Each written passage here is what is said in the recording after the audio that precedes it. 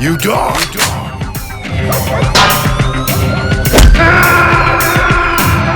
Damn it!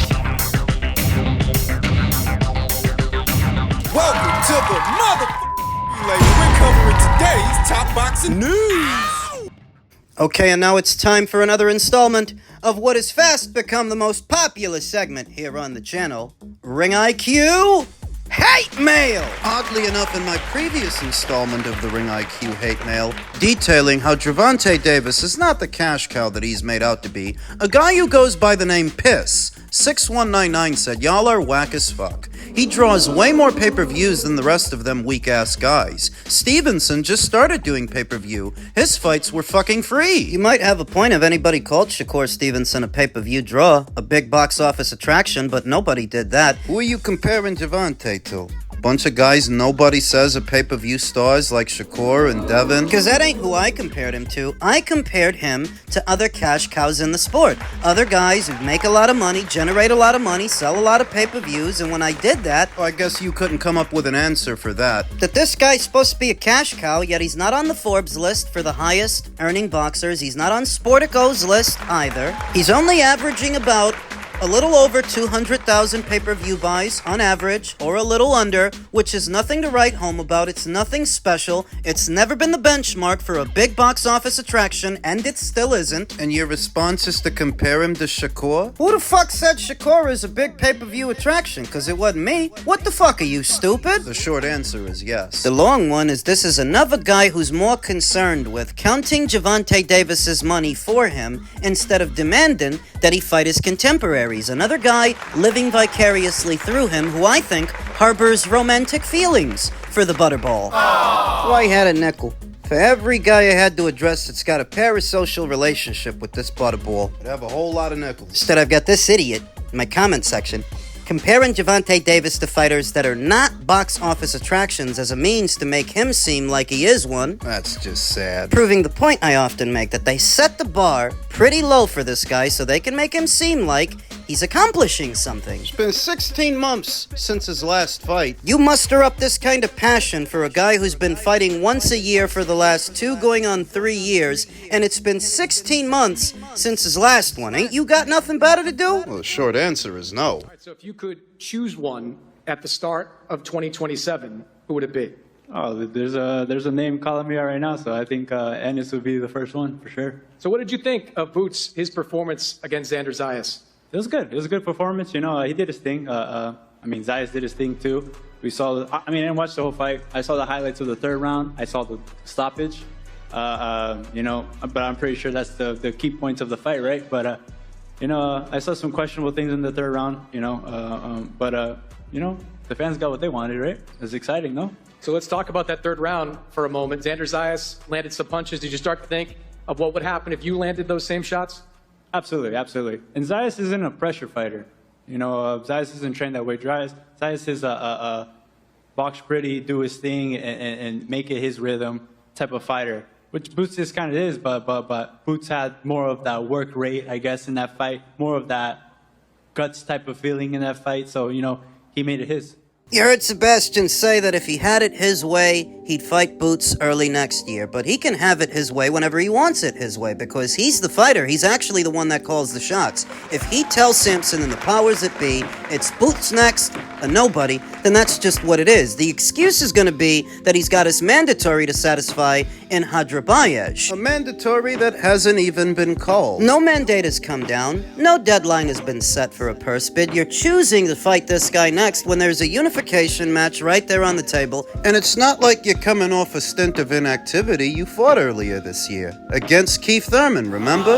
In what was a glorified tune-up fight. There's no good reason for Sebastian to not fight Boots before this year is out. He knows that Boots is calling him out. But that's what the excuse is gonna be. Well, I gotta fight my mandatory. I gotta fight my mandatory. When unification matches trump mandatories, so long as you can get them done in a timely fashion. It ain't cause you gotta fight your mandatory, you wanna hide behind your mandatory. And how's this guy your mandatory anyway when last I checked, Virgil's the interim champion? Ain't he the one you're supposed to be fighting?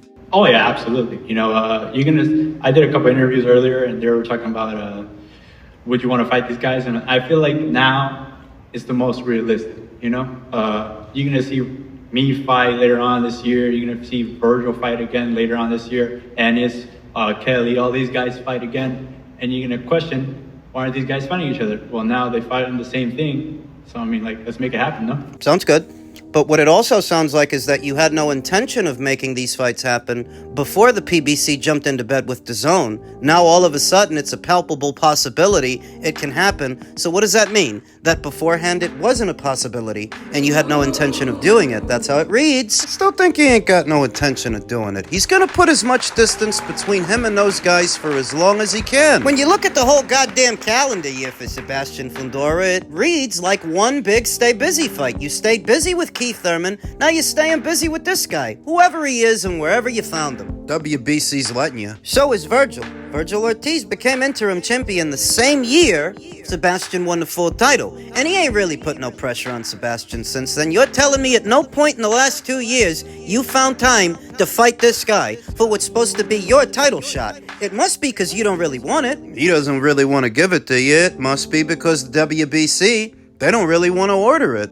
You know, I'm not one to talk that much, really. You know, one day it looked like we were fighting him, which sounded good. You know, sounded good to me. The next day, everybody was calling us things like negative things. So I was like, you know, it is what it is. That's boxing. Look at the last guy we fought, Thurman. You know, talked a lot of stuff. I mean, we saw the end result for that, but you know, until we sign that contract or anything becomes of it, I mean, we'll let you know. We'll let you know for real. I mean, because they never offered me no fight. You guys were calling me duck for a fight that never happened. You know, if Boots didn't win the fight and Zayas won and we didn't fight Boots, would we still be a duck? I don't think so. No, you would. You'd still be a duck. If Xander had beat Jaron Ennis, you'd still be a duck because you'd still be the guy that instead of fighting Xander, who was your mandatory, like Hadrabayaj. He's your mandatory, right? That's why you're fighting him. Well, Xander Zayas was your mandatory first, and when he was your mandatory, you didn't want to do it, you didn't want to fight him, you handed over your brown belt, your WBO title. So if he had won, instead of Jaron Ennis, you'd still be a duck. A big fat fucking duck. He can't do the soft-spoken kid thing with me. He's old enough by now and been in the sport long enough that as soon as he wants to take charge of his career, he can. Because younger fighters already have. You choose to hide behind the politics of boxing, the bureaucracy, the red tape, because you don't really want those fights. Don't you notice that the interest is always one-sided when it comes to Fundora? That they never made us an offer. Oh, is that the only way it's supposed to happen? If they make you an offer, why don't you make them one? Ain't you interested too? You know the answer. That's why I don't really view Sebastian Fundora as a legacy guy. He clearly isn't, but he's barely a prize fighter, because a prize fighter at least would place emphasis on the prizes. Win or lose, if you're in it for the money, you go after the money. And the best money for you right now is a Jaron Ennis fight. Not everybody has the ingredients to go after legacy. And that's fine. Everybody can't be a legacy fighter, but they're all supposed to be prize fighters. Prize? Fighting for prizes, where what Team Fundora seems to value more than the prize is playing it safe. Then why even box? If so much of the focus is just surviving and playing it safe, you may as well pick up a trade. Work for HVAC. Fix air conditioners. If all you're focused on is playing it safe, there's not a high probability that somebody's gonna run along and punch you on the side of the head. If you're an electrician or a plumber, something more safe, since so much of what you do as a boxer is focused on playing it safe, then just don't box. Get out! In a related story, according to Virgil Ortiz's people, the Jaron Ennis fight is now very close. How long have we been hearing that shit? Virgil Ortiz's trainer, Robert Garcia, has revealed that the highly anticipated clash with Jaron Ennis is very close to being made. The pair seemed all set to clash earlier this year, but legal issues within Team Ortiz put a break on negotiations. Ennis would then go on to face Xander Zayas instead, picking up the WBA and WBO junior middleweight titles with an emphatic fifth-round stoppage in June. Following Ennis' victory, talk of a contest with Ortiz picked up again, and earlier this week, Ortiz's manager, Rick Merrigan, told Boxing Scene that following a few decisions from broadcaster DAZN, that the bout could be made in 48 to 72 hours. That was about 48 hours ago, wasn't it? Yeah, I think it was. Well, Wednesday's boxing scene today, Garcia revealed it is very true. The fight is very close. Eric Gomez, Virgil Ortiz Sr., Rick Merrigan, they all came to me and asked me what I think about the fight. I said, let's do it. There's no need to wait or get a fight before that. A lot of people think Virgil needs a fight before that. No, he doesn't. Virgil fought less than a year ago. In his most recent bout, Ortiz knocked out Erickson Lubin in 2 rounds last November. That came 9 months after he unanimously outpointed Israel Madrimov over 12. There's world champions that fight once a year or once every 18 months, Garcia said. Virgil fought less than a year ago, and people tend to forget his performance against Madrimov. The fight will happen. The only thing that could stop the fight is if Boots decides not to fight. On our side, it's a done deal. Yeah, that sounds good, like most of what comes from Team Ortiz. Reality, I don't expect that fight to happen this year. And I don't think they do either. It is true. It's not been a year yet since Virgil's last fight, because that was in November. But if you're talking about a Boots fight that could go down in October or November, well, that would be a year, wouldn't it? And that would be less than ideal for Virgil, wouldn't it? As for the dispute between Ortiz and De La Hoya, Garcia said, it's all set aside and all worked out already. That's what I figured. Understand this much. Golden Boy Promotions needs for that fight to happen a little more than Matchroom does, because Matchroom ain't the one skating on thin ice with DAZN. Golden Boy is under that much more pressure to deliver quality content to their broadcast partner, because it's my understanding they've only been given 2 years, 2 more per their extension. As opposed to the 5 years that Matchroom was given per their extension. Matchroom that provides most of the quality content DAZN has been showing over the years, whereas Golden Boy really can't say that. They don't have the depth of stable, the strength in the schedule. They need for this fight with Boots to happen, whether it favors Virgil or not. They're still under pressure to deliver. What might save them, though, is Boots has a somewhat easier fight that he can make in-house with Matchroom. With Kosh Jelly. What? With Josh Kelly, per Eddie Hearn, there is a very good chance that Josh Kelly will fight Boots in November in the United States. There's also a good chance that Fundora will fight Boots, but the reality is, Boots wants the belts. By the way, I think the Virgil Ortiz fight is a possibility. It's a great fight, but Ennis wants to win all the belts and as soon as possible. That's the fight I think we're gonna get in November. Not Virgil, certainly not Sebastian. I think it's gonna be Josh, who's already shown more willingness to take on dangerous and risky fights than either Sebastian or Virgil, because when nobody wanted to box the Russian, when nobody wanted to challenge Bakram Murtazaliev for the red belt, who stepped up? Kosh Jelly. What? Josh Kelly. My opinion, when the fall gets here, once again, it's gonna be the Brit that shows up the Americans in terms of heart and courage and willingness to fight, to behave like a fighter.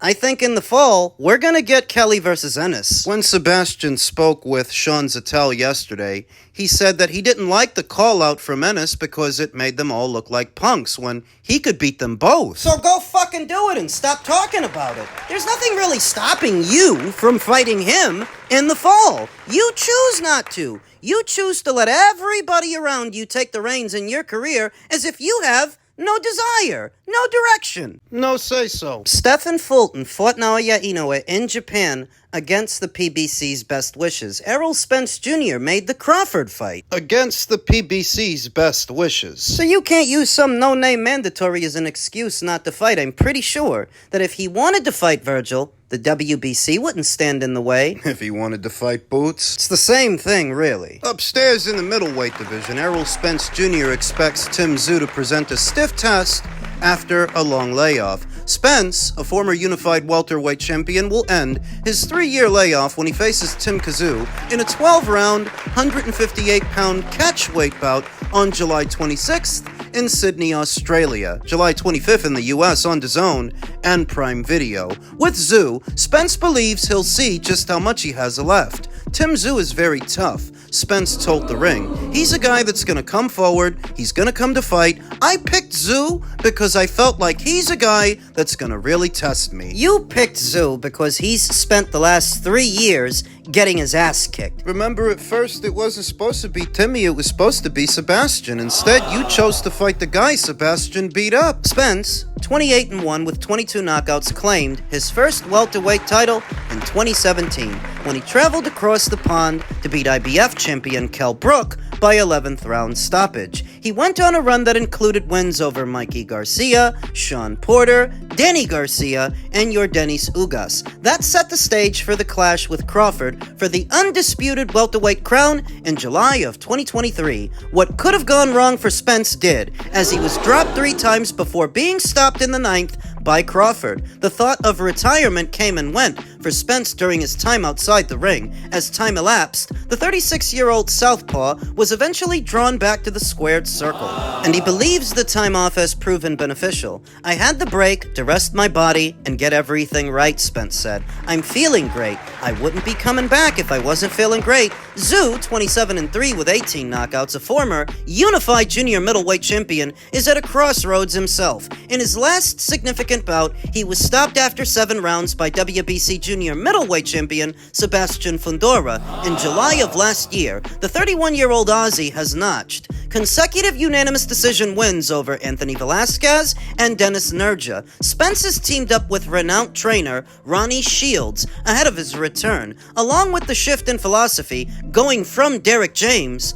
to Shields, Spence said he's had more time off, which has proven beneficial for his body as he prepares for Tim Tszyu. "I've been learning a lot," Spence said. "We've been polishing up on different things. He's very experienced. He worked with a lot of the greats, and it's been great working out with Ronnie." It's a tough one, all right, because the time off might have actually helped Errol to fully recover from the beating that he took 3 years ago, but also allowed for ring rust to collect. Timmy doesn't have that problem. He's coming off of 2 consecutive victories, so the night of, he's gonna be sharp. He's gonna be ready. He's at 158 pounds. Already spent a good bit of time entertaining different scenarios and who might win and what happens afterwards. I think if Tim wins, he should probably stay at middleweight. Maybe go after Jesus Ramos, the WBC interim champion, on the premise that he's very close to becoming full champion. The full champion Carlos Adames is set to be leaving the weight class to challenge IBF super middleweight champion Osleis Iglesias. If that story sticks, Jesus becomes the full champion, an ideal opponent for Tim Tszyu if he beats Errol Spence Jr. And I suppose that you could say the same for Spence if Spence wins, but I just don't get the impression Spence is back to fight for anybody's belts. I think that would mean a lot more for Timmy than it would for Spence, so that if he pulls this off and gets Errol out of there, retires him, Jesus is who he should go after. And the chance to become a 2-division champion. That'll be a nice feather in his cap.